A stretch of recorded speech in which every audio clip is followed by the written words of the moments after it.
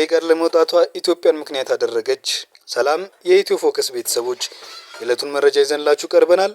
አብራችሁን ቆዩ። ኤርትራ ለ16 ዓመታት ራሷን አግልላ የቆየችበትን የምስራቅ አፍሪካ የልማት በይነ መንግስታት ድርጅት ኢጋድን በኢትዮጵያ የመጣውን የመንግስት ለውጥ ተከትሎ በሰኔ 2015 ዓ.ም መልሳ በመቀላቀል በወቅቱ በጅቡቲ በተደረገው መደበኛ ጉባኤ ላይ መሳተፏ ይታወቃል።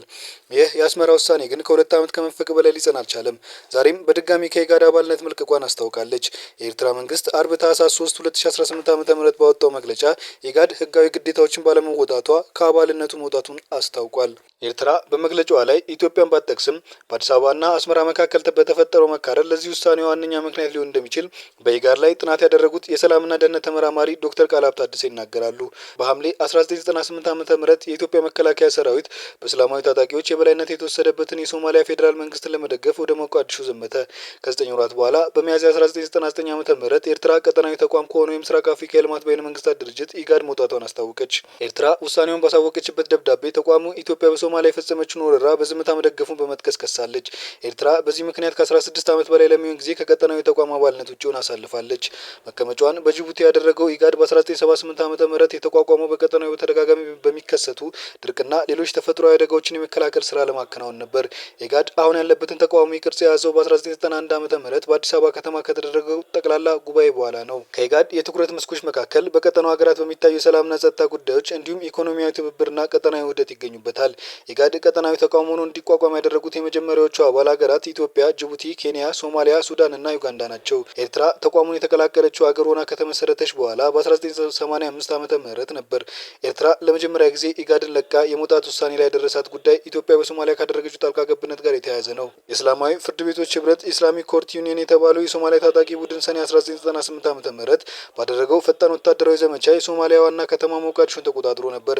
ይህ የታጣቂ ቡድኑ እንቅስቃሴ በወቅቱ ሀገሪቱን ሲመራ የነበረው የሶማሊያ ሽግግር መንግስት ሸሽቶ መቀመጫውን ባይዶዋ ከተማ ላይ እንዲያደርግ አስገድዶታል።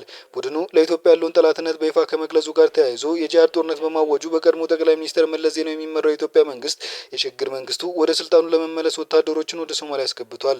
አወዛጋቢው ይህ የኢትዮጵያ መንግስት እርምጃ ከሶማሊያውያንም ተቃውሞ ተነስቶበት ነበር። አሁንም ድረስ የዚህ እርምጃ ውጤት አከራካሪ ነው። የሆነ ሆኖ ግን የኢትዮጵያ ወታደሮች ወደ ሶማሊያ ከገቡ ከ5 ወራት በኋላ የሽግግር መንግስቱ ወደ ሞቃዲሾ መመለስ ችሏል። ፕሬዚዳንት ኢሳያስ አፈወርቂ መንግስት በኢትዮጵያ ሰራዊት ዘመቻ ለከፈተበት እስላማዊ ታጣቂ ቡድን በጦር መሳሪያና በወታደራዊ ምክር ድጋፍ ያደርግ እንደነበር የተባበሩት መንግስታት ያቋቋመው በኤርትራ የሰብአዊ መብቶች አጣሪ ኮሚሽን ሪፖርት ያመለክታል። ከእስላማዊ ፍርድ ቤቶች መፍረስ በኋላ ለተቋቋመውና ከአልቃይዳ ጋር ግንኙነት ላለው አልሸባብና ሌሎች ታጣቂ ቡድኖች ድጋፍ ማድረጓን የሚያመለክቱ ማስረጃዎች እንደተገኙም የመንግስታቱ ድርጅት የማዕቀብ ተገዥነት ክትትል ቡድን አስታውቆ ነበር። ኤርትራ ግን ወደ ሶማሊያ ምንም አይነት የጦር መሳሪያ ለመላኳን በመግለጽ የቀረበባትን ውንጀላ ተቃውማለች። ክሶችንም ግልጽ ፈጠራዎችና ፍጹም ውሸቶች በማለት ገልጻቸዋለች። ኤርትራ የኢትዮጵያ ሰራዊት ወደ ሶማሊያ መግባቱን አጥብቃ በመቃወም ብቻ አላበቃችም። የኢትዮጵያን እርምጃ እንደደገፈ በመጥቀስ ከምትከሰው ኢጋድም ወጥታለች። የሀገሪቱ መንግስት በወቅቱ ባወጣው መግለጫ ኤርትራ በኢጋድ ጥላ ስር የሚደረገውን ወረራና የበላይነትን ለመደገፍ እንዲሁም ከፍትህና ከእውነት ውጭ በሶማሊያ ህዝብ ላይ የሚፈጸሙ የጭካኔ ድርጊት አካል ለመሆን ፈቃደኛ አይደለችም ብሏል። ቀጥሎ ደግሞ በ2002 ዓ.ም ኤርትራ በተባበሩት መንግስታት የጸጥታ ምክር ቤት አስመራና ባለስልጣናቷ ላይ ማዕቀብ ጥሏል።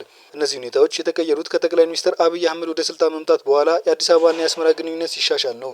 ከአብይ ወደ ስልጣን መምጣት 8 ወራት በኋላ የመንግስታቱ ድርጅት የጸጥታ ምክር ቤት ለ9 ዓመታት በኤርትራ ላይ ጥሎት የቆየው የመሳሪያ ማዕቀብ፣ የሀብት እገዳና የባለስልጣናት የጉዞ ክልከላን አንስቷል። የሰላምና ደህንነት ተመራማሪው ዶክተር ቃልአብ እንደሚናገሩት በኤርትራ ላይ የተጣለው ማዕቀብ የተነሳው የኢትዮጵያ መንግስት ባደረገው ጉትጎታ ነው።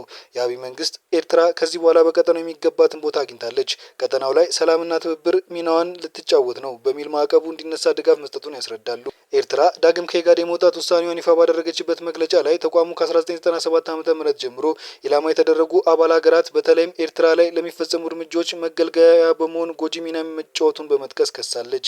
በተጨማሪም ከ20 ዓመት ገደማ በፊት ከአባልነት የወጣችው በእነዚሁ አግባብነት የሌላቸው ድርጊቶች ምክንያት እንደሆነም አስታውሳለች።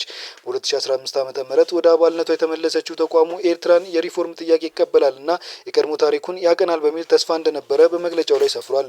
በሚያሳዝን ሁኔታ ኢጋድ በሕግ ከተጣለበት ከነበረበት ግዴታ ማፈንገጥ ቀጥሏል። በዚህም ጠቃሚነቱና ሕጋዊ መብቱን ሸርሽሯል ብላለች። ተቋሙ ለአባል ሀገራቱ ምንም ጉልህ ስትራቴጂያዊ ጠቀሜታ የሌለው እንዲሁም በቀጠናው መረጋጋት ለማምጣት ያልቻለ እንደሆነ በማንሳትም ወቅሳለች። በእነዚህ ምክንያቶች የተነሳ ከአባልነት ለመውጣት እንደተገደደችም አስታውቃለች። ኤርትራ ውሳኔ ተከትሎ ኢጋድ ከሰዓታት በኋላ ባወጣው መግለጫ በውሳኔው ማዘኑን ገልጿል። ይሁን እንጂ ኤርትራ ወደ አባልነቷ ከተመለሰችበት ከሰኔ 2015 ዓ.ም አንስቶ በኢጋድ ስብሰባዎች፣ ፕሮግራሞች ወይም እንቅስቃሴዎች ላይ አለመሳተፏን ገልጿል። በዚህ ጊዜ ውስጥ ጽህፈት ቤቱ ራሱን ለገንቢ ግንኙነት ክፍትና ዝግጁ በማድረግ ትዕግስትና መልካም ፈቃደኝነትን ሲያሳይ ነበር ብሏል። አክሎም ኤርትራ ከአባልነት ለመውጣት የወሰነችው በተቃዋሚ ወይም ፖሊሲ ሪፎርም ላይ ተጨባጭ የሆነ እቅድ ሰነድ ሳታቀርብ ወይም ግንኙነት ሳታደርግ እንደሆነ ጠቅሷል። የዕለቱ መረጃ ይህን ይመስል ነበር። ላይክ፣ ሼር፣ ሰብስክራይብ በማድረግ ቤተሰብ ይሁኑ።